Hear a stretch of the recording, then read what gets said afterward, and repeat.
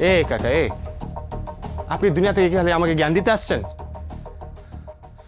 সাহস থাকলে ভাড়াটা মাফ করে দেন। শিওর আপনি? হুম। ও আচ্ছা, ঠিক আছে।